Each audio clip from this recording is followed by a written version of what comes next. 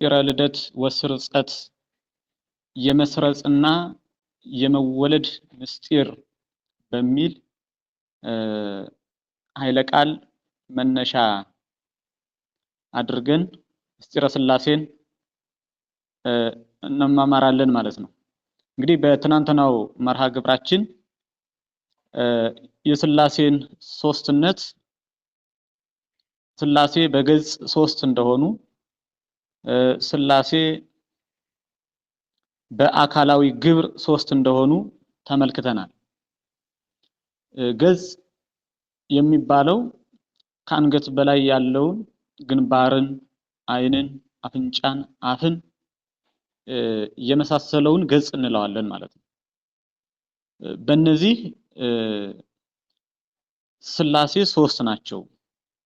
ሰለስቱ አካላት ወሰለስቱ ገጻት ብሎ ሊቁ ቴዎዶሲዮስ በሃይማኖተ አበው ምዕራፍ 82 ቁጥር 13 እንደሚነግረን ማለት ነው። እንግዲህ ለሥላሴ ሶስት ፊት አላቸው ስንል ከሰው ፊት የተለየ ፊት ነው ያላቸው። ምክንያቱም የሰው ፊት ግዙፍ ነው፣ የሥላሴ ፊት ረቂቅ ነው። የሰው ፊት የሚታይ ነው፣ የሚዳሰስ ነው። የሥላሴ ፊት የማይታይ የማይዳሰስ ነው። የሰው ፊት ውሱን ነው፣ የሥላሴ ፊት ግን ያልተወሰነ ምሉእ ነው። ስለዚህ የሥላሴ ፊት አላቸው ብንልም ከፍጡራን ፊት ግን የተለየ ነው ማለት ነው። የማይታይ የማይዳሰስ የማይወሰን በሁሉ የመላ ፊት ነው ያላቸው ለሶስቱ አካላት ለአብ ወልድ መንፈስ ቅዱስ ማለት ነው። ቀጥሎ የሥላሴ አካላዊ ግብር እንዴት ነው ስንል የትናንትናውን ለማስታወስ ያህል ነው። እንደው ቢያንስ ስሞችን አስታውሰን ዝርዝሩን ያው በትናንትናው መርሃ ግብር ስላየ ነው። ግን ለዛሬው መንደርደሪያ የሆነን ዘንድ ትናንትናውን ለማስታወስ ያህል ነው። ሥላሴ በአካላዊ ግብር ሶስት ናቸው ስንል አካላዊ ግብር ምንድነው የሚለውን ደግሞ ስናስታውስ አብ ወልድ መንፈስ ቅዱስ በአካል በመልክ በገጽ ሶስት እንደሆኑ ሁሉ በአካላዊ ግብርም ሶስት ናቸው። አካላዊ ግብር ማለት አካል የሚሰራው ስራ ማለት ነው። አካላዊ ግብር ማለት አካል የሚሰራው ስራ ማለት ነው። አካል የሚሰራው ስራ ማለት አካለ አብ መውለድ ማስረጽ፣ አካለ ወልድ መወለድ፣ አካለ መንፈስ ቅዱስ መስረጽ፣ ይህ አካላዊ ግብር ይባላል። የአብ አካላዊ ግብሩ መውለድ ማስረጽ ነው። መውለድ ማስረጽ ነው። ወልድን መውለድ መንፈስ ቅዱስ ማስረጽ ማለት ነው። የወልድ አካላዊ ግብሩ ከአብ መወለድ ነው። የመንፈስ ቅዱስ አካላዊ ግብሩ ከአብ መስረጽ ነው ማለት ነው። ወልድ ከአብ በተፈልጦ አካል በተፈልጦተ ባህሪ በከዊነ ቃልነት ማለት በባህሪ ሳይለይ በአካል ልዩ ሆኖ ቃል በመሆን ከአብ ተወልዷል ማለት ነው። መንፈስ ቅዱስ ከአብ በተፈልጦተ አካል በተፈልጦተ ባህሪ በከዊነ እስትንፋስነት ማለት በባህሪ ሳይለይ በአካል ልዩ ሆኖ እስትንፋስ በመሆን ከአብ ሰርጿል ወይም ከአብ ወጥቷል ማለት ነው። ስለዚህ አብ ወልድን ወልዷል፣ መንፈስ ቅዱስን አስርጿል። ይህም ሲሆን በተፈልጦተ ባህሪ በከዊነ ልብነት ማለት በባህሪ ሳይለይ በአካል ልዩ ሆኖ ልብ በመሆን ነው። አብ በባህሪ ሳይለይ በአካል ልዩ ሆኖ ልብ በመሆን ነው ወልድን የወለደ መንፈስ ቅዱስን ያሰረጸ ማለት ነው። እና በትናንትናው መርሃ ግብር እኒህንና የመሳሰሉትን በስፋት አይተናል ማለት ነው። ዛሬ ምስጢረ ልደት ወስርጸት የሚል ኃይለ ቃልን መነሻ አድርገን በምስጢረ ሥላሴ ውስጥ እንነጋገራለን ማለት ነው። እንግዲህ ምስጢረ ልደት ወስርጸት ማለት የመወለድና የመስረጽ ምስጢር፣ የመወለድና የመስረጽ ምርመራ ሀተታ ማለት ነው። መወለድ ወልድን የሚመለከት ነው። መስረጽ ደግሞ መንፈስ ቅዱስን የሚመለከት ነው። ምክንያቱም መወለድ የወልድ ግብር ስለሆነ መስረጽ የመንፈስ ቅዱስ ግብር ስለሆነ ማለት ነው። አካላዊ ግብር ስለሆነ ማለት ነው። አብ ወልድን ወለደ መንፈስ ቅዱስን አሰረጸ ሲባል ማወቅ ያለብን ምስጢራት አብ ወልድን ሲወልደው ያለ እናት መሆኑን ማወቅ አለብን። አብ ወልድን ሲወልደው ቅድመ ዓለም ያለ እናት መሆኑን ልናምን ይገባል። ከመዝን አምን እንዘ አልወቱ በሰማያት ወአብ በዲበ ምድር በሰማይ እናት በምድር አባት እንደሌለው እንደዚህ እናምናለን ብሎ ሊቁ ቅዱስ ያሬድ አንቀጸ ብርሃን በሚባለው ድርሰቱ እንደነገረን ማለት ነው።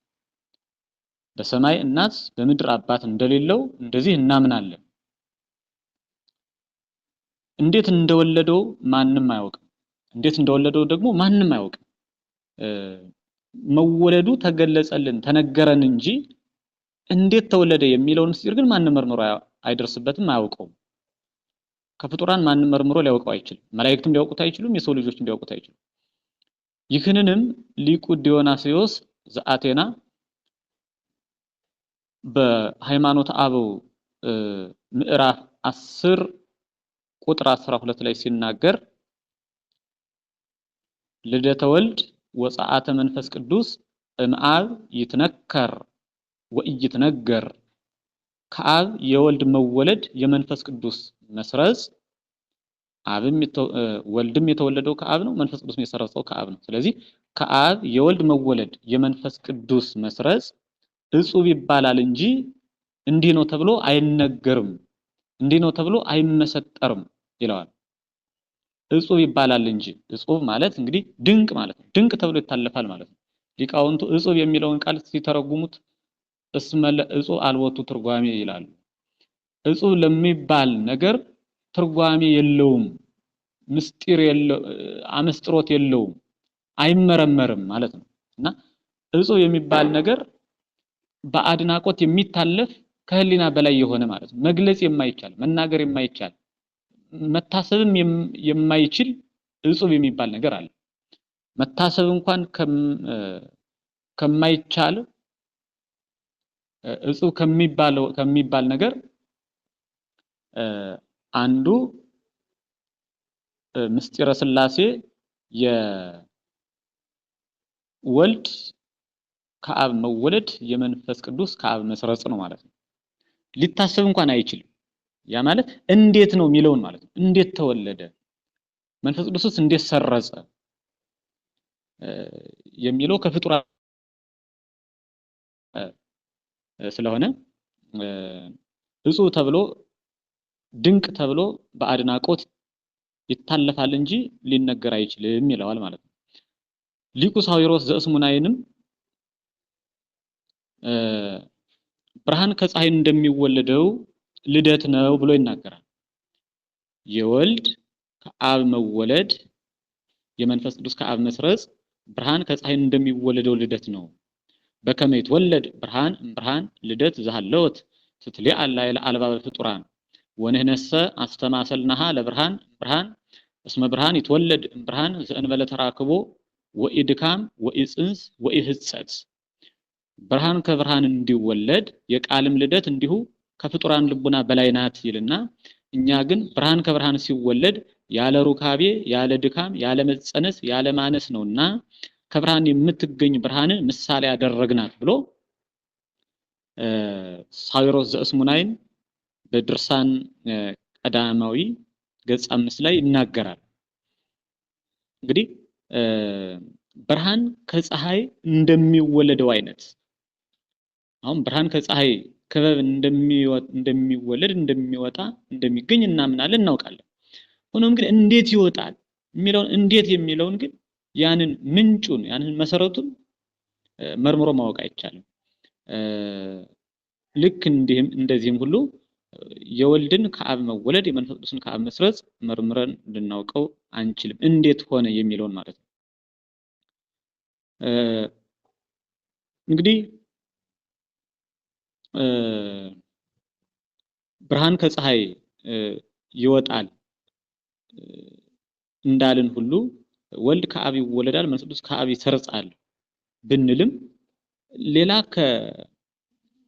ከብርሃን ከፀሐይ ከመውጣቱ የተሻለ ማስረጃና ምሳሌ የሚሆን ስለማናገኝ ነው እንጂ ይህ ምሳሌ የብርሃን ከፀሐይ መውጣት ከፀሐይ መገኘት በራሱ ለምስጢረ ሥላሴ በቂ አስረጅ ነው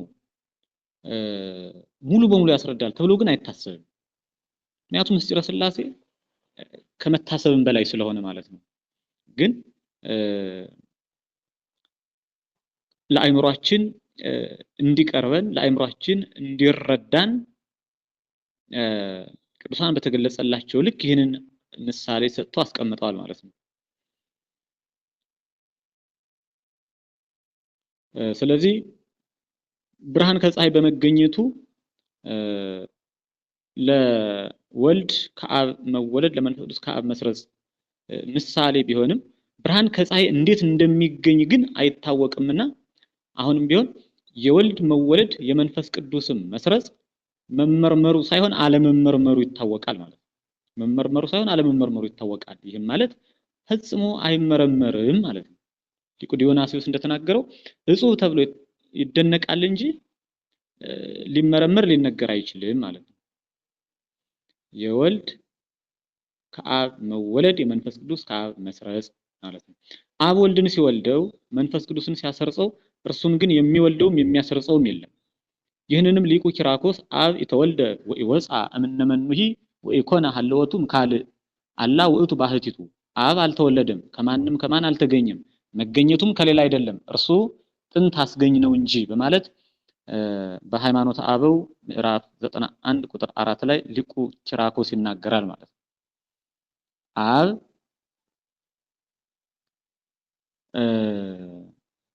ወልድን ሲወልደው መንፈስ ቅዱስን ሲያሰርጸው እርሱን ግን የሚወልደውም የሚያሰርጸውም የለም ማለት ነው።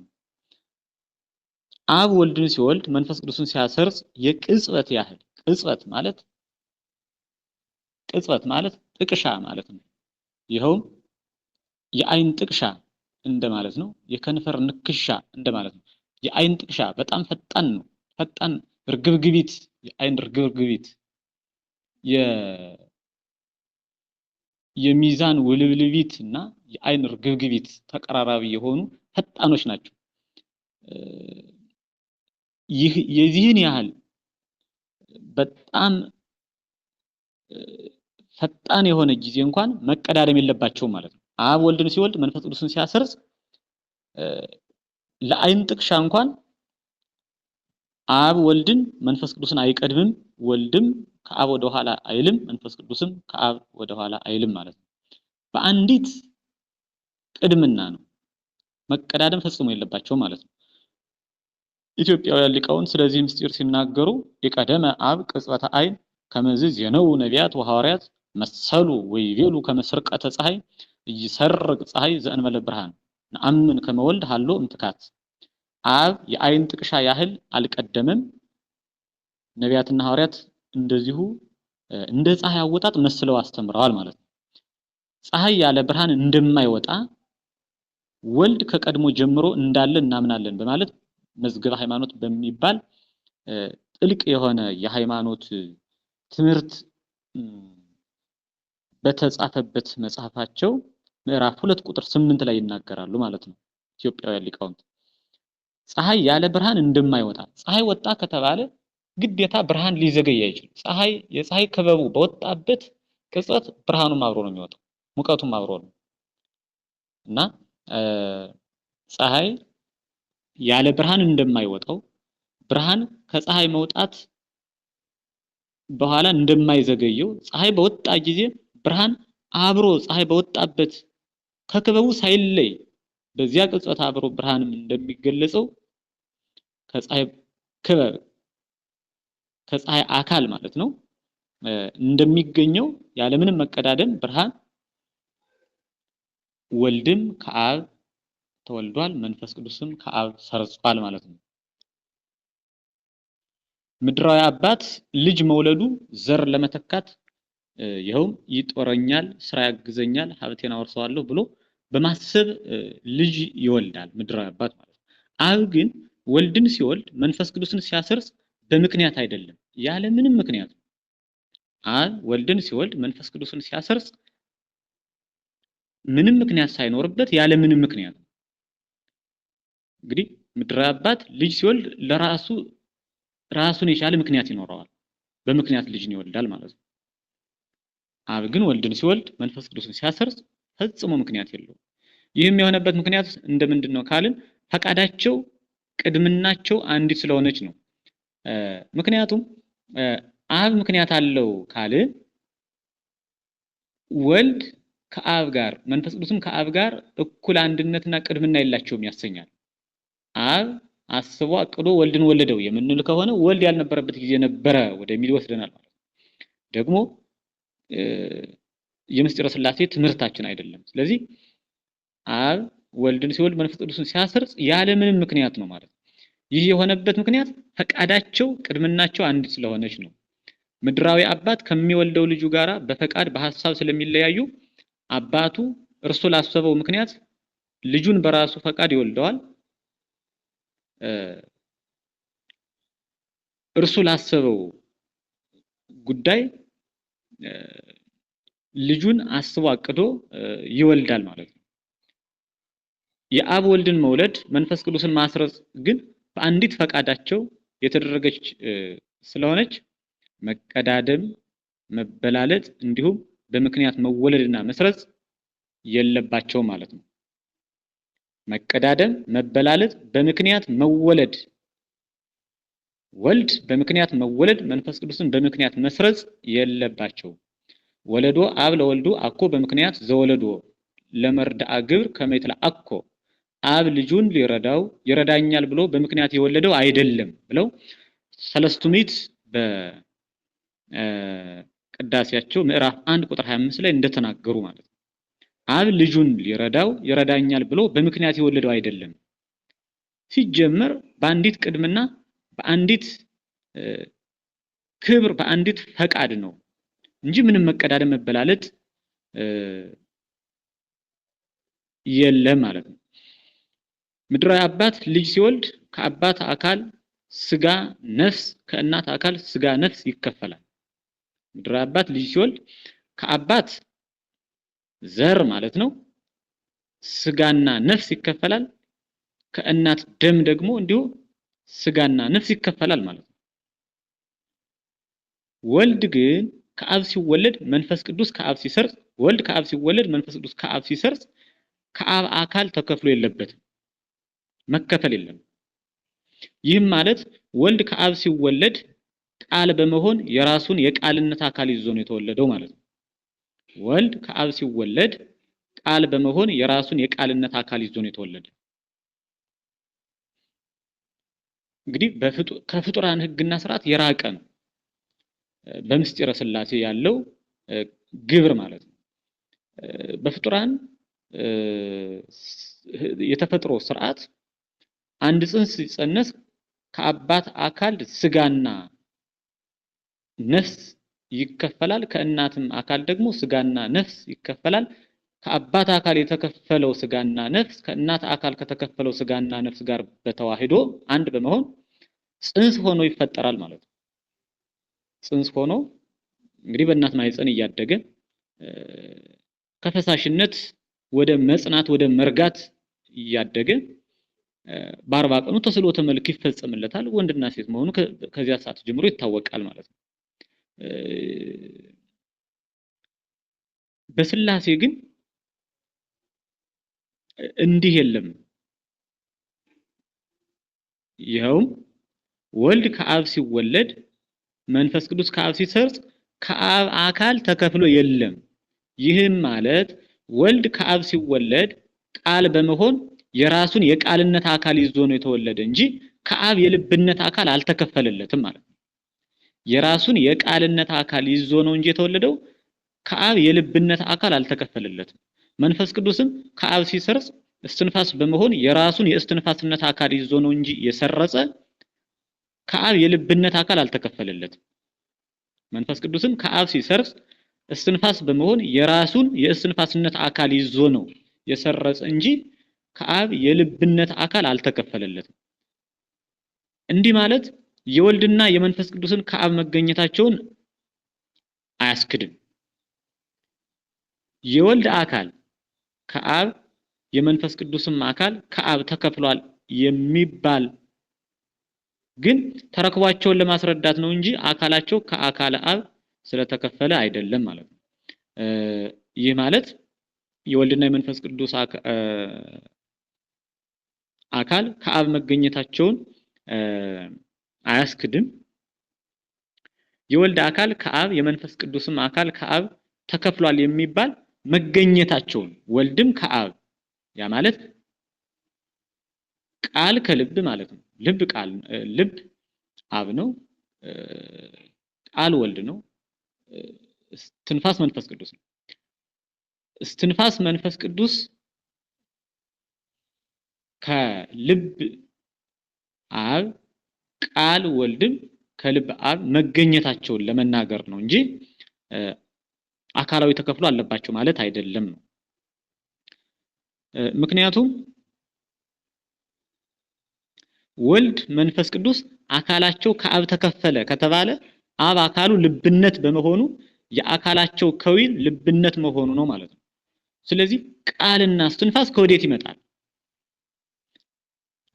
ወልድ ከአብ አካል ከልብነት አካል ተከፈለ ከተባለ ከልብነት ከተከፈለ ራሱም ወልድም ልብ ነው ሊሆን የሚችለው ማለት ነው። መንፈስ ቅዱስም ከልብነት አካል ተከፈለ ከተባለ እስትንፋስ መሆኑ ቀርቶ ልብ ነው ሊሆን የሚችለው ማለት ነው። ቃልና እስትንፋስ ከወዴት ሊገኝ ይችላል?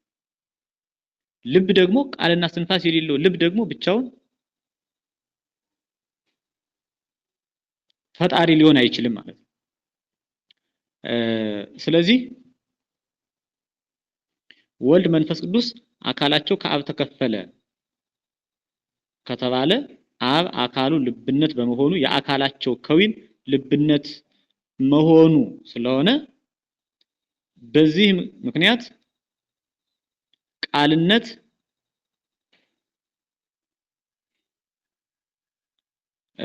በዚህም ቃልነት አካል እስትንፋስነት አካል ላይኖር ነው ማለት ነው። የቃልነት አካል እስትንፋስነት አካል ላይኖር ነው። ቃል ራሱ አካል ስለሆነ ማለት ነው። እስትንፋስም ራሱ አካላዊ ስለሆነ ማለት ነው። ስለሆነም እግዚአብሔር ወልድ ከአብ ሲወለድ በከዊነ ቃልነት በራሱ አካል ነው እንላለን ማለት ነው። እግዚአብሔር ወልድ ከአብ ሲወለድ በከዊነ ቃልነት በራሱ አካል ነው። መንፈስ ቅዱስም ከአብ ሲሰርጽ በከዊነ እስትንፋስነት በራሱ አካል ነው እንጂ ከአብ ልብነት ነስቶ አይደለም ማለት ነው። ይህን በምሳሌ ስንረዳው ነበልባል ውእየትንና ብርሃንን ሲያስገኝ እንግዲህ ነበልባል አካለ እሳት ማለት ነው። እሳት ማለት ነው። ውእየት ሙቀት ነው። ሙቀትንና ብርሃንን ሲያስገኝ ከእርሱ አካል ይገኛሉ እንጂ አካላቸው ከነበልባልነት አካል አይከፈልም። ብርሃን የራሱን አካል ይዞ ከነበልባል ይወለዳል። ውእየቱም የራሱን አካል ይዞ ከነበልባል ይወጣል ማለት ነው። ከዚህ ባሻገር ግን አካላቸው ከአካሉ አይከፈልም ማለት ነው። የብርሃን አካል እና የሙቀት አካል ከነበልባል አካል የሚከፈል አይደለም ማለት ነው። ስለሆነም ምስጢረ ሥላሴንም የወልድ የቃልነት አካልና የመንፈስ ቅዱስ የእስትንፋስነት አካል ከአብ ከልብነት አካል የተከፈለ አይደለም። ወልድ በከዊነ ቃልነት በራሱ አካል፣ መንፈስ ቅዱስም በከዊነ እስትንፋስነት በራሱ አካል መንፈስ ቅዱስ ሰረጸ፣ ወልድም በራሱ አካል ተወለደ እንጂ ማለት ነው። አብ ወልድን ሲወልድ መንፈስ ቅዱስን ሲያሰርጽ በአካል መለያየት እንጂ በባህሪ መለያየት የለባቸውም። በባህሪ መለያየት እንደሌለ በስፋት አይተነዋል ማለት ነው። አብ ወልድን ሲወልድ መንፈስ ቅዱስን ሲያሰርጽ በአካል መለያየት እንጂ በባህሪ መለያየት የለባቸውም። ይህንንም ሊቁ ጎርጎርዮስ ዘቂሳርያ እያህልቅ ልደቱ እምኔሁ በማለት ወልድ ከአብ የተወለደው ልደት አይፈጸምም ብሎ ይነግረናል ማለት ነው። ጎርጎርዮስ ዘቂሳርያ በሃይማኖተ አበው ምዕራፍ 13 ቁጥር 24 ወልድ ከአብ የተወለደው ልደት አይፈጸምም። ይሐልቅ ልደቱ እምኔሁ ሁልጊዜም ወልድ ወልድ ወልድ ሲባል ይኖራል ማለት ነው። በምስጢረ ሥላሴ ወልድ አባት የሚሆንበት ጊዜ የለም ማለት ነው። አብም ልጅ የሚሆንበት ጊዜ የለም ማለት ነው። መንፈስ ቅዱስም አባትም ሆነ ልጅ የሚሆንበት ጊዜ የለም ማለት ነው። ሁልጊዜም መንፈስ ቅዱስ ተብሎ በአካላዊ የግብር ስሙ ሰራጺ ተብሎ ይኖራል እንጂ ማለት ነው። ዳግመኛም ሳዊሮስ ዘእስሙናይን በስሙ በተጠራ መጽሐፉ ላይ ልብ ውእቱ አብ ወላዴ ቃል ወቃልኒ ወልድ ውእቱ ዘይትወለድ እምልብ ወትረ ዘእንበለ ጽርዓት ወኢፍልጠት እስመ ለሰብ ይትሐጣ ቃል እምልቡ ግሙራ መሂል አርምሞ አው ለተናገሩ ቃልን የሚወልድ ልብ አብ ነው ይላል። ቃልን የሚወልድ ልብ አብ ነው። የሰው ቃል ሲነገርም ዝም ሲልም ከልቡ ፈጽሞ አይለይምና እንግዲህ ሰው በአንደበቱ ቃልን ተናገረም አልተናገረም ከልቡ ሁልጊዜም ቃል ያለ ተመትሮ ያለ ማቋረጥ ሁልጊዜም ሲወጣ ነው የሚኖረው።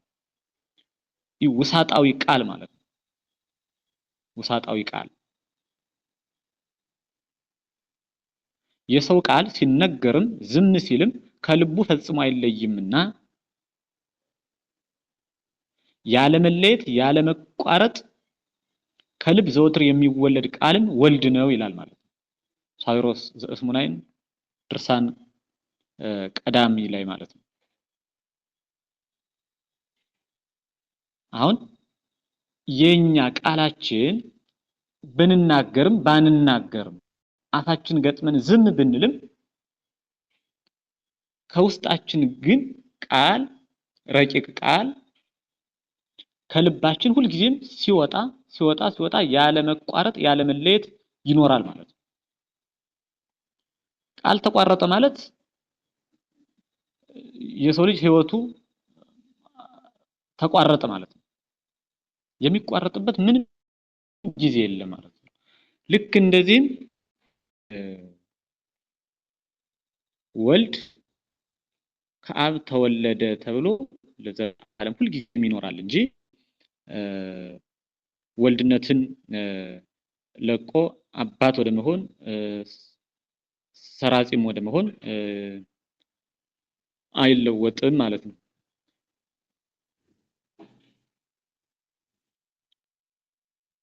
ሰው ዝም ስላለ ወይም ስለተናገረ ቃሉ ከልቡ እንደማይለይ ወልድም ከአብ ስለተወለደ ከአብ የባህሪ መለያየት የለበትም ማለት ነው። አብ ወልድ መንፈስ ቅዱስ በባህሪ አንድ ናቸው የሚለውን በዚህ ልክ ያስረዳናል ማለት ነው። ሊቁ ሳዊሮስ ዘእስሙናይን አብ አባት ወልድ ልጅ መንፈስ ቅዱስ ሰራጺ በመባሉ አንድ አካል ከአንዱ አካል መበላለጥ አለባቸው አይባልም። አአምን ከመአሃዱ አካል ይንእስሂ ወይሐጽጽ ኢ በስብሐት ወኢ በክብር ወኢ በከዊነ አምላክ አንዱ አካል በምስጋናም ቢሆን በክብርም ቢሆን በአምላክነትም ቢሆን እንደማይጎደልና እንደማያንስ አምናለሁ ተብሎ በመዝገበ ሃይማኖት መጽሐፍ ምዕራፍ 3 ቁጥር 12 ላይ እንደተመዘገበ ማለት ነው። ዳግመኛም ሳዊሮስ ዘእስሙናይን ኩሉ ወልድ በአምሳለ አቡሁ በኩሉ ግብር እምባህረይሁ ወጠባያአቱ ወከማሁ ወልደ አምላክ ዘበአማን አምላክ ዘበአማን በከመ አቡሁ ልጅ ሁሉ በባህሪውም በህዋሳቱም በስራው ሁሉ አባቱን ይመስላል ይላል። እንደዚሁም የአምላክ ልጅ አባቱ እውነተኛ አምላክ እንደሆነ እሱም እውነተኛ አምላክ ነው ብሎ ድርሳን ቀዳማዊ ላይ ይናገራል ማለት ነው። ወልድ ከአብ ሲወለድ አብን አህሎ አብን መስሎ ነው። በፍጹም መመሳሰል በፍጹም እኩልነት ማለት ነው።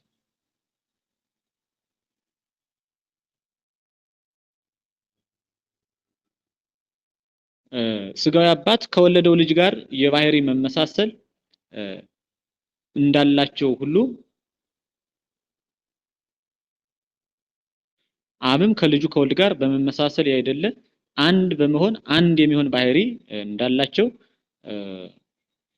በዚያም አብም ወልድም መንፈስ ቅዱስም አንድ አምላክ መሆናቸውን አስረድቷል ማለት ነው ሊቁ ሳዊሮስ ዘእስሙናይ። እንግዲህ ስጋዊ አባት ከወለደው ልጅ ጋር የባህሪ መመሳሰል እንዳላቸው ማለት የባህሪ መመሳሰል ማለት ይሄ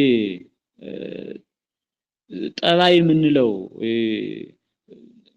መልካምነት ክፉነት የምንለው እሱ አይደለም። አሁን ከዚህ ላይ እየተነገረ ያለው ማለት ነው። ባህሪ ማለት ጥንቱን ሰው የተፈጠረበት የሰው መገኛ የሰው ምንጭ የሰው መሰረቱ ማለት ነው። ይኸውም እነዚህ 7 ነገሮች ናቸው የሰው ባህሪ የምንላቸው። 4ቱ ባህሪያተ ስጋና 3ቱ የነፍስ ግብራት ደግሞ 5ኛ ነፍስ ማለት ነው። ይህ ነው የሰው ባህሪ ሰው ሆኖ የተገኘበት ያ ምንጩ ማለት ነው። እና በዚህ አባትም ልጅም አይለያዩም። ማንም ሰው የሆነ ሁሉ ከአዳም ጀምሮ በዚህ አይለይም። በቃ ማንም ሰው ከ7 ነገሮች ነው የተገኘው። ይህ ባህሪ ይባላል ማለት ነው። ማንም ሰው ከስጋዊ ባህሪ ያልተገኘ ማንም የለም። ከነፍስ ያልተገኘ ማንም የለም። ሰው እስከሆነ ድረስ ስጋና ነፍስ የተዋሃደለት አካል ነው ማለት ነው። ይህንን ነው ስጋዊ አባት ከወለደው ልጅ ጋር የባህሪ መመሳሰል እንዳላቸው ማለት ይህንን መናገር ነው ማለት ነው። አብም ከልጁ ከወልድ ጋር በመመሳሰል ያይደለ አንድ በመሆን አንድ የሚሆን ባህሪ እንዳላቸው በዚያም አብም ወልድም መንፈስ ቅዱስም አንድ አምላክ መሆናቸውን ያስረዳናል።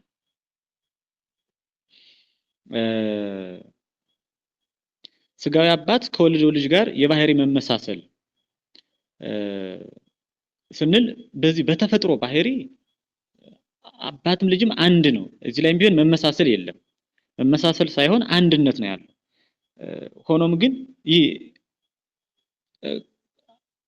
ከአንድ ልጅ ከተወለደ በኋላ የሚያሳየው ጠባይ የሚባለው በዚያ ብዙ ጊዜ አባት ልጁን ይመስላል። ብዙ ጊዜ ማለት ነው ተመሳስሎ ይገኛል።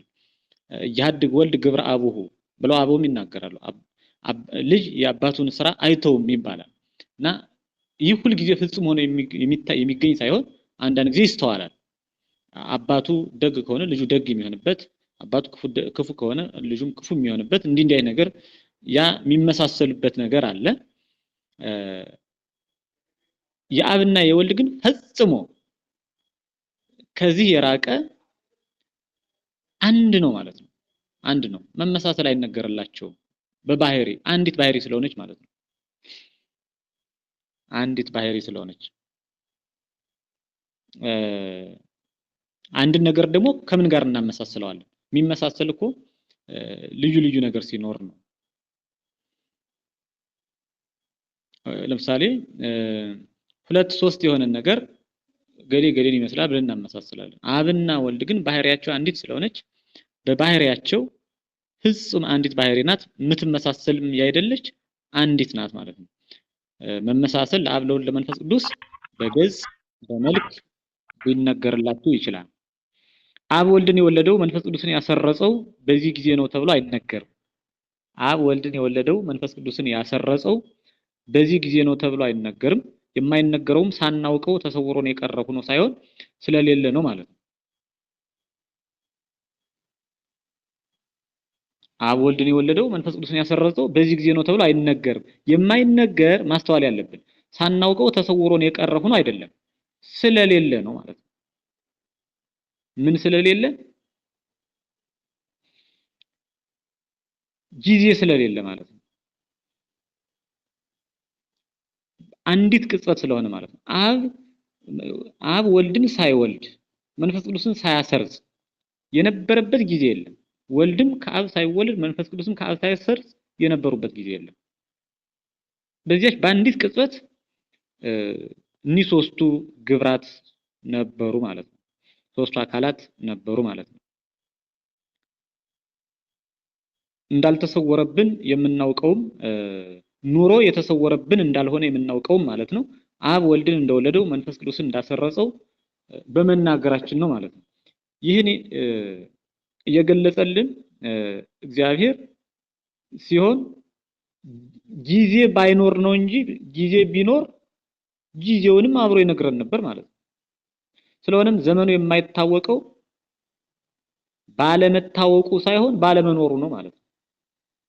ዘመኑ የማይታወቀው ኑሮ ስለተሰወረ ኑሮ ስላልተነገረን ስላልተገለጸልን ሳይሆን ጥንቱን ስለሌለ ነው። ጊዜ ስለሌለ ነው ማለት ነው። መቀዳደም መበላለጥ ፊት ኋላ መሆን ስለሌለ ማለት ነው።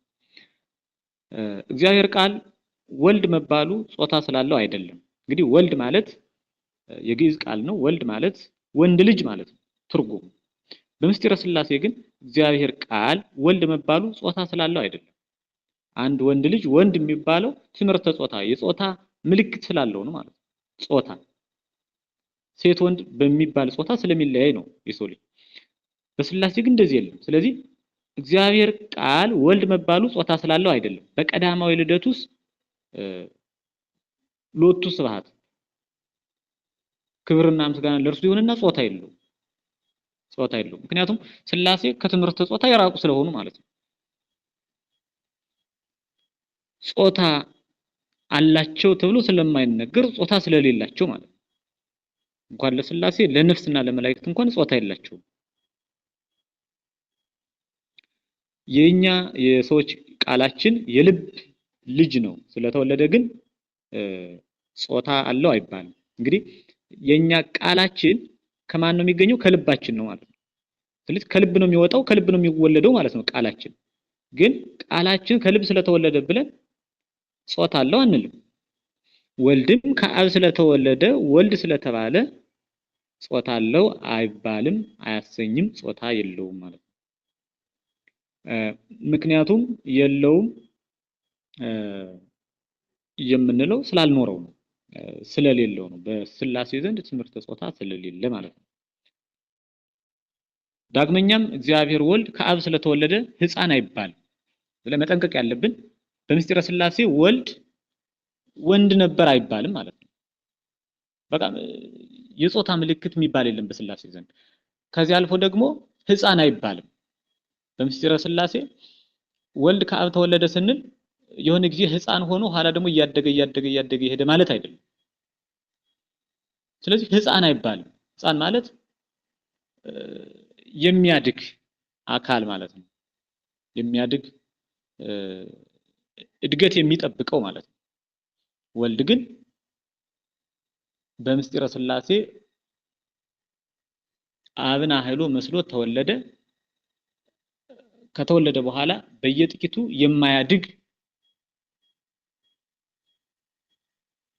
እድገት የሚባለውን ክብር የሚባለውን ምልአት የሚባለውን ስፋት የሚባለውን ርቀት የሚባለውን በሙሉ በተወለደበት በዚያ ቅጽበት በሌለው ቅጽበት ማለት መግለጫ ስለሌለን ነው። ቅጽበት የለም ግን ቅጽበት እንላለን። እኛ ከቅጽበት በላይ የሰዎች አንደበት መናገር በተወለደበት ቅጽበት ይዞት ተገኝቷል ማለት ነው። ምልአትን፣ ርቀትን፣ ስፋትን ለመለኮት የሆነውን ባህሪያዊ ሀብት በሙሉ ይዞት ተገኝቷል እንጂ በየጥቂቱ የሚያድግ አይደለም ማለት ነው። ወልድ ከአብ ከተወለደ በኋላ በየጥቂቱ የሚያድግ አይደለም። ሕፃን የሚባለው ቀስ በቀስ አድጎ ቢሆን ነበር፣ ግን ሕፃን አይባልም ቀስ በቀስ ስላላደገ ማለት ነው። ከአብ በተወለደው ባህሪያዊው ልደት ማደግ ማርጀት የለበትምና ወልድ ይባላል እንጂ ከአብ ስለተወለደ ሕፃን ሊሉት አይገባም። አሁን የያዝነው ምስጢረ ሥላሴን ነው። ምስጢረ ሥጋዌ የራሱ ጊዜ ስላለው በቦታው ነው የምናየው። ስለዚህ ማስተዋል ያለብን ምስጢረ ሥላሴ ላይ ነው። አሁን በየጥቂቱ አላደገም ስንል ምስጢረ ሥጋዌ ላይ እንዳይመስል ማለት ነው። በምስጢረ ሥላሴ በየጥቂቱ አላደገም። ስለዚህ ሕፃን አይባልም ወልድ ይባላል እንጂ ነው። ወልድ የሚለው መወለድን ብቻ ያሳውቃል እንጂ ማደግን፣ መጎርመስን፣ ማርጀትን ስለማያሳይ ወልድ ተብሎ ይኖራል እንጂ ሕፃን አይባልም። ይህንንም ለማወቅ የአንድ ዓመት ሕፃን የእገሌ ልጅ ነው ይባላል። በ30 ዓመቱም የእገሌ ልጅ ነው ይባላል። በ80 ዓመቱም ቢሆን የእገሌ ልጅ ነው ይባላል። ልጅነት በዘመን ሂደት የማይለወጥ ነው ማለት ነው። እገሌ የማን ልጅ ነው? እገሌ በሕፃንነቱ የማን ልጅ ነው ሲባል የእገሌ ልጅ ነው። ልጅ የሚለውን ቃል ነው ልብ ማለት ያለብን። በ20 በ30 ዓመቱም የእገሌ ልጅ ነው ይባላል። በ70 በ80 ዓመቱም የእገሌ ልጅ ነው ይባላል ማለት ነው። ስለዚህ ልጅነት ሁልጊዜም የማይለወጥ በዘመን ልዩነት የማይቀየር ነው ማለት ነው።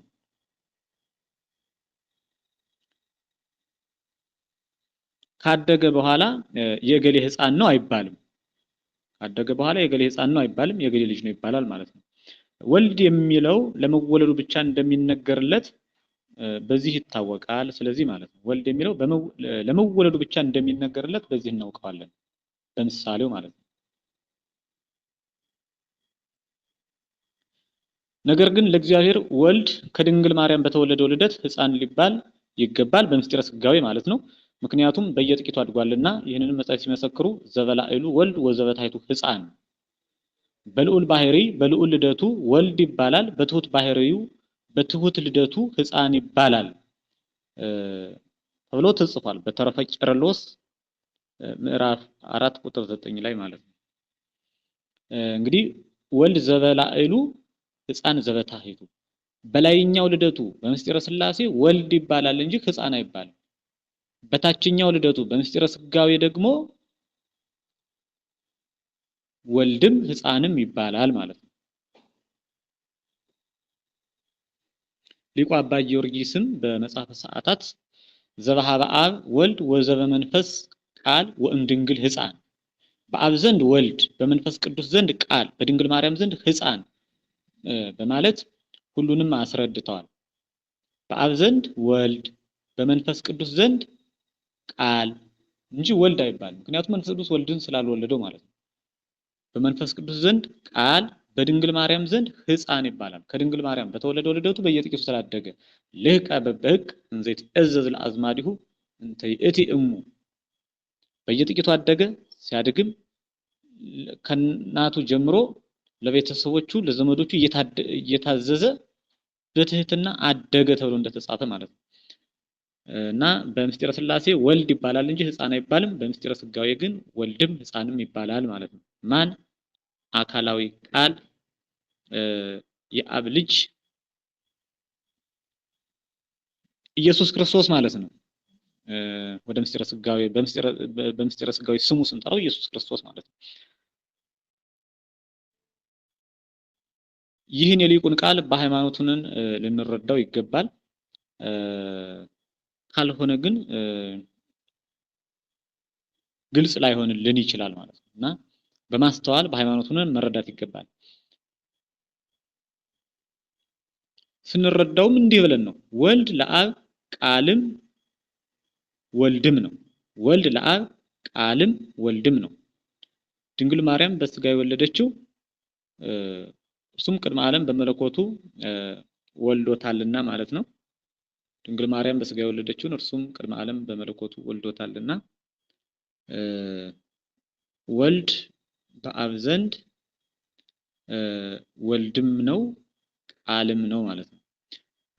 ወልድ ለመንፈስ ቅዱስ ቃል ነው እንጂ ወልድም ህፃንም አይደለም። ለድንግል ማርያም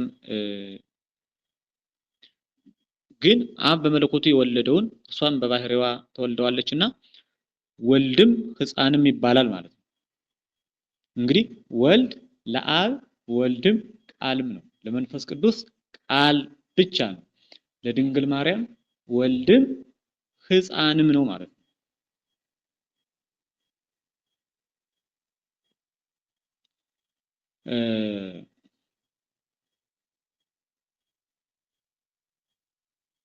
ቃልን ግን የመንፈስ ቅዱስ ገንዘብ እንደሆነ ከመንፈስ ቅዱስ ጋር አንድ የሚሆንበትን ለመናገር ነው። ወልድ ለአብ ልጁ ነው ሲባል የመንፈስ ቅዱስ ወንድም ነው ማለት ግን አይደለም። በመንፈስ ቅዱስ ዘንድ ቃል ይባላል እንጂ ወንድም ሊባል አይችልም ማለት ነው። እንግዲህ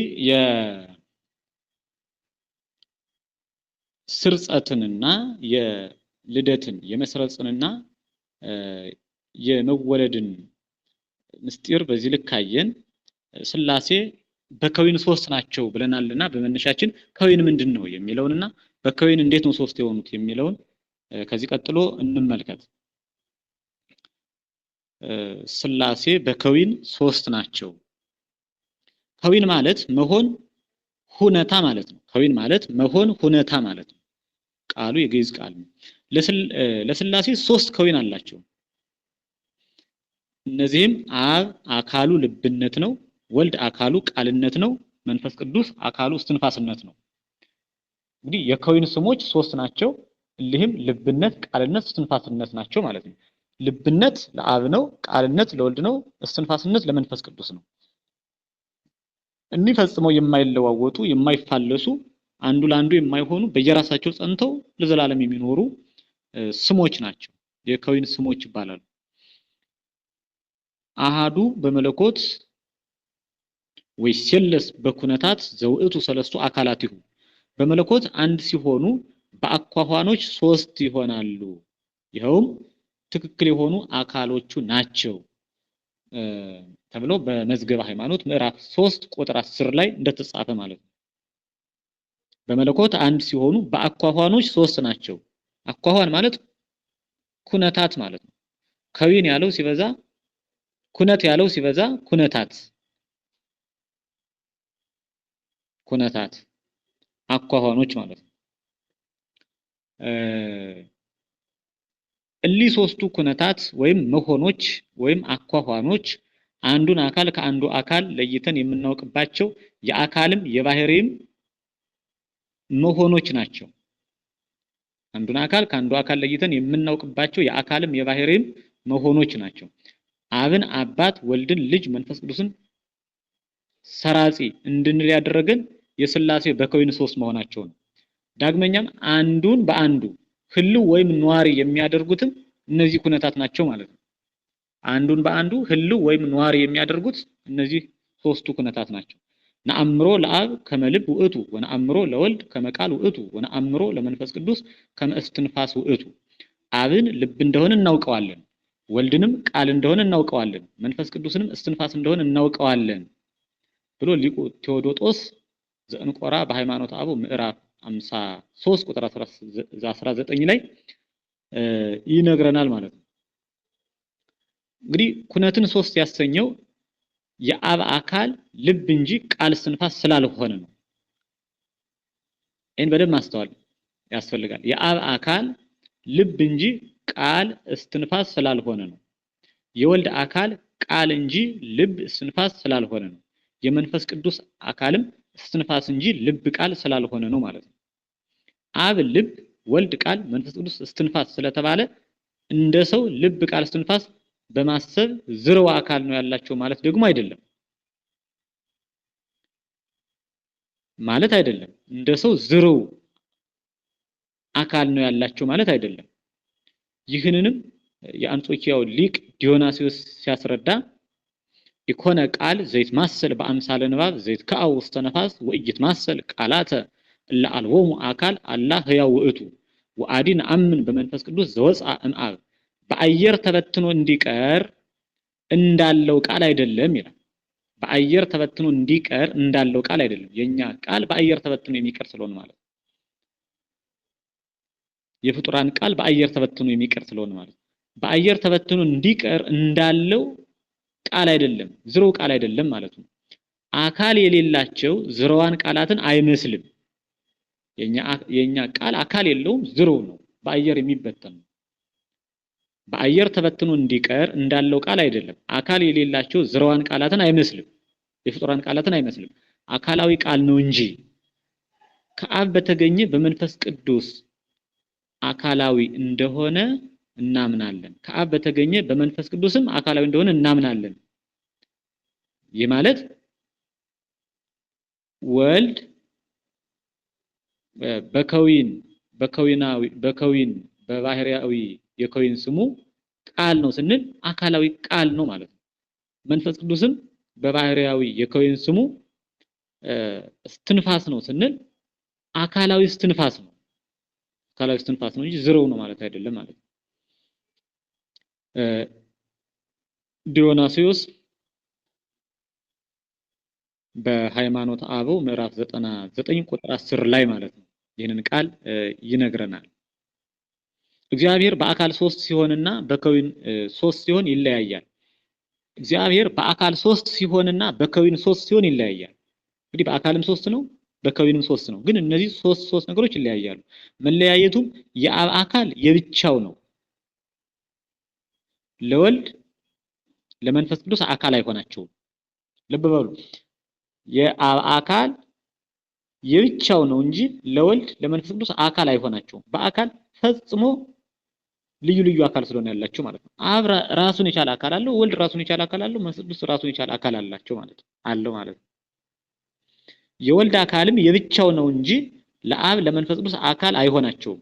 የመንፈስ ቅዱስ አካልም የብቻው ነው እንጂ ለአብ ለወልድ አካል አይሆናቸውም። ስለዚህ በአካል አይገናዘቡም ማለት ነው። በኩነት ግን ሶስት እንደሆኑ ብቻ አይቀሩም፣ ምክንያቱም ይገናዘባሉና። ይህም ማለት አብ ልብ፣ ወልድ ቃል፣ መንፈስ ቅዱስ እስትንፋስ በመሆን ሶስት ሲሆኑ እንግዲህ በከዊን ሶስት ናቸው ማለት አብ ልብ፣ ወልድ ቃል፣ መንፈስ ቅዱስ እስትንፋስ ናቸው ማለት ነው። እነዚህ ልብ፣ ቃል፣ እስትንፋስ ሶስት ኩነታት ይባላሉ። ሶስት ኩነታት ስለሆኑ ግን ከሶስት አካላት የተለዩ ናቸው ማለት ሶስቱ አካላት ተገናዝቦ ስለሌላቸው ሶስቱ ኩነታት ግን ተገናዝቦ ስላላቸው ማለት ነው። አብ ለወልድ ለመንፈስ ቅዱስ ምንድነው ልብ በመሆን ይገናዘባል ማለት ነው። አብን ወልድና መንፈስ ቅዱስ ይገናዘቡታል፣ ገንዘብ ያደርጉታል ማለት ነው። ምክንያቱም አብ የሚያስበው በራሱ ልብነት ነው፣ ወልድ የሚያስበው በአብ ልብነት ነው፣ መንፈስ ቅዱስም የሚያስበው በአብ ልብነት ነው።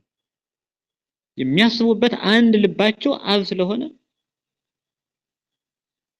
ከሚያስቡበት ከልብ በላይ ደግሞ ባህሪያዊ ሀብት ባህሪያዊ ገንዘብ ስለሌለ ይገናዘቡታል ይባላል ማለት ነው። ወልድ ለአብ ለመንፈስ ቅዱስ ቃል በመሆን መንፈስ ቅዱስም ለአብ ለወልድ እስትንፋስ በመሆን ይገናዘባሉ፣ አንድ ይሆናሉ ማለት ነው። በህልውና አንድ ናቸው የሚያሰኛቸው ይህ ነው ማለት ተገናዝቦ ነው። ህልውና ማለት መኖር ማለት ነው። መኖር ማለት በወልድ ቃልነት አብና መንፈስ ቅዱስ ይኖራሉ፣ ይናገሩበታል ማለት ነው። በመንፈስ ቅዱስ እስትንፋስነት አብና ወልድ ሕያዋን ይሆናሉ፣ ሕያዋን ሆነው ይኖሩበታል። ህይወትን ገንዘብ አድርጎበት ይኖራሉ፣ ይተነፍሱበታል ማለት ነው። በአብም ልብነት ወልድና መንፈስ ቅዱስ ያስቡበታል ማለት ነው። እና ህልውና በዚህ ልክ የሚታይ ነው። ተገናዝቦና ህልውና ተመሳሳይነት ያላቸው ቃላት ናቸው ማለት ነው። ለሶስቱ ኩነታት የምንጠቀምባቸው ቃላት ናቸው። በከዊን ሶስት መሆንና በአካል ሶስት መሆን ልዩነቱን ኢትዮጵያዊው ታላቁ ሊቅ አድማሱ ጀንበሬ የሚባሉት ታላቁ ሊቅ መድሎተ አሚን በሚባለው መጽሐፋቸው ሲያስረዱ ሲገልጹ አካላት መጠቅለልና መቀላቀል ሳይኖርባቸው በተከፍሎ በተፈልጦ በፍጹም ገጽ በፍጹም መልክ በየራሳቸው የቆሙ ናቸው ይላሉ።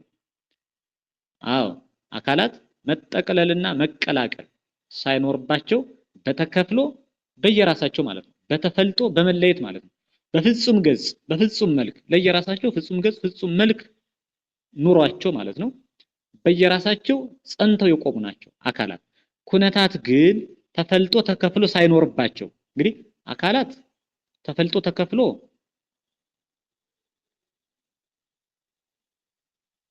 አለባቸው፣ መጠቅለልና መቀላቀል ግን የለባቸው።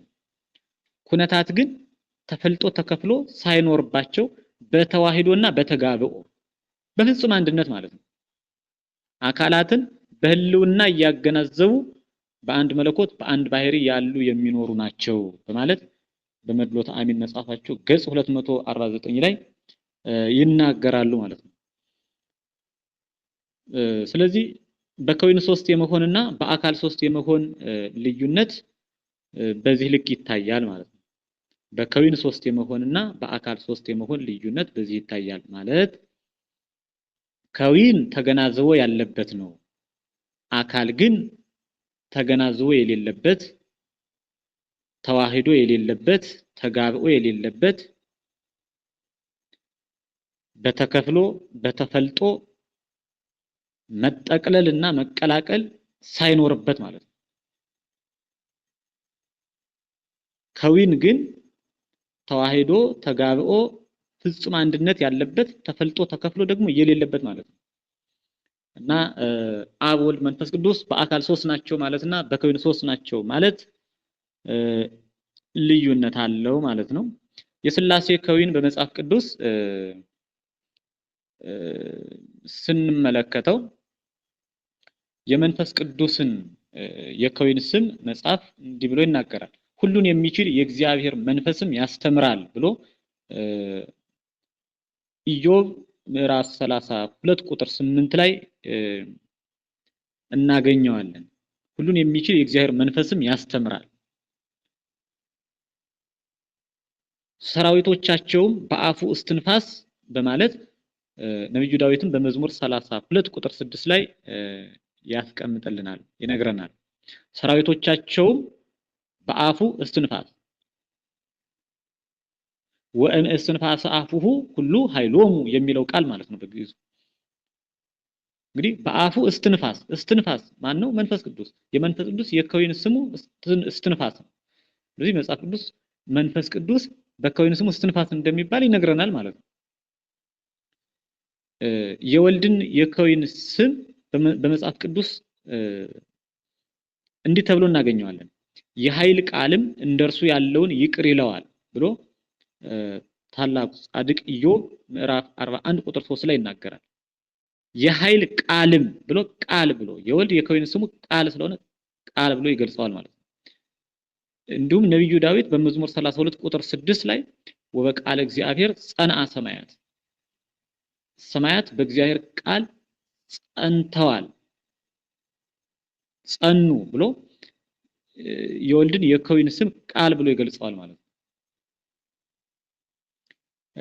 በሐዲስ ኪዳንም ቅዱስ ዮሐንስ በወንጌሉ በመጀመሪያ ቃል ነበር ብሎ የዮሐንስ ወንጌል ምዕራፍ 1 ቁጥር 1 ይናገራል።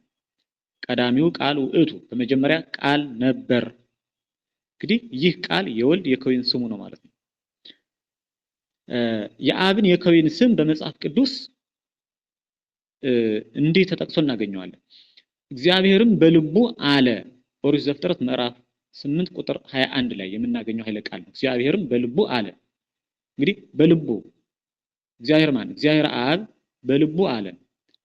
የእግዚአብሔር አብ የከዊን ስሙ ልብ እንደሆነ ይነግረናል ማለት ነው። በልቡ ብሎ አንተ ሰው ስትሆን ልብህን እንደ እግዚአብሔር ልብ ብታደርግም አንተ እግዚአብሔር አይደለህም ብሎ ነብዩ ሕዝቅኤልም በትንቢተ ሕዝቅኤል ምዕራፍ 28 ቁጥር 2 ላይ ይነግረናል። አንተ ሰው ስትሆን ልብህን እንደ እግዚአብሔር ልብ ብታደርግም ትምክህተኛ ብታደርገው ማለቱ ነው። አንተ ግን እግዚአብሔር አይደለህም ብሎ እኛ አሁን የምንፈልገው እንደ እግዚአብሔር ልብ የሚለውን አብ የከዊን ስሙ ልብ እንደሚባል ማለት ነው። እና መጽሐፍ ቅዱስ የሥላሴን የከዊን ስም ይገልጽልናል፣ ያስረዳናል ማለት ነው። ሥላሴ በከዊን ሶስት እንደሆኑ ካየን ሥላሴ በስም ሶስት መሆናቸውን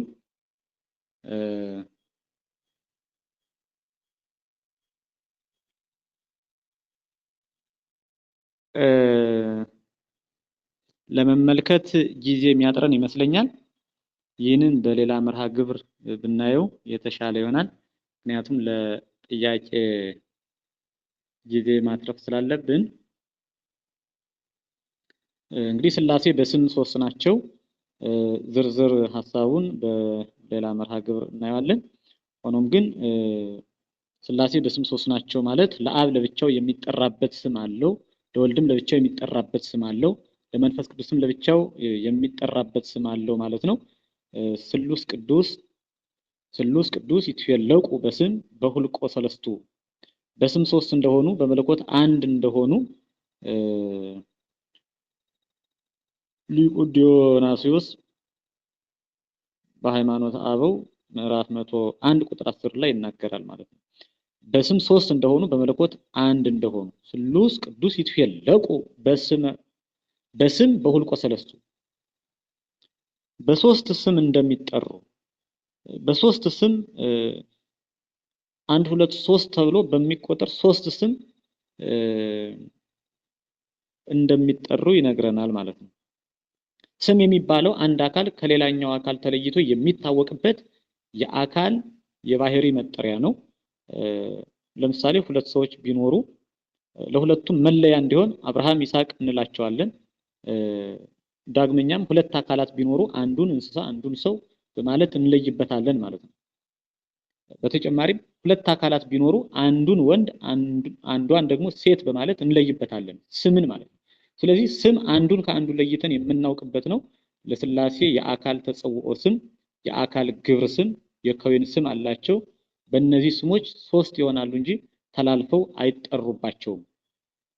በእነዚህ ስሞች ሶስት ይሆናሉ እንጂ ተላልፈው አይጠሩባቸውም ማለት አብ መቼ አብ ተብሎ ይጠራል እንጂ ወልድ ተብሎ መንፈስ ቅዱስ ተብሎ ሊጠራ አይችልም። ወልድም መቼ ወልድ ተብሎ ሲጠራ ይኖራል እንጂ አብ ወይም መንፈስ ቅዱስ ተብሎ የሚጠራበት ጊዜ የለም።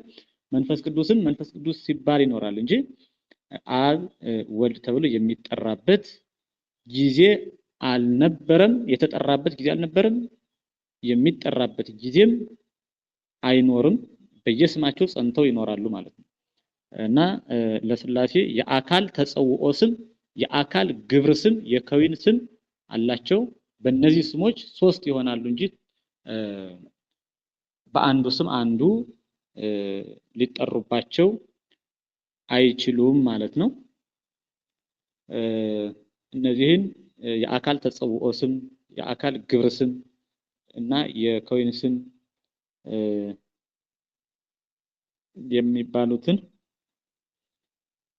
በቀጣይ እናያቸዋለን። ስላሴ በስም ሶስት ናቸው የሚለውን ኃይለ ቃል መነሻ አድርገን እናየዋለን።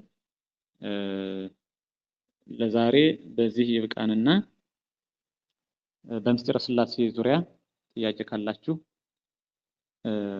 አንድ 20 ደቂቃ ስላለን ጥያቄ አንሱና እንቆያለን ማለት ነው። በጥያቄው ዙሪያ እየተነጋገርን ወስብሐት ለእግዚአብሔር። ይቆያል።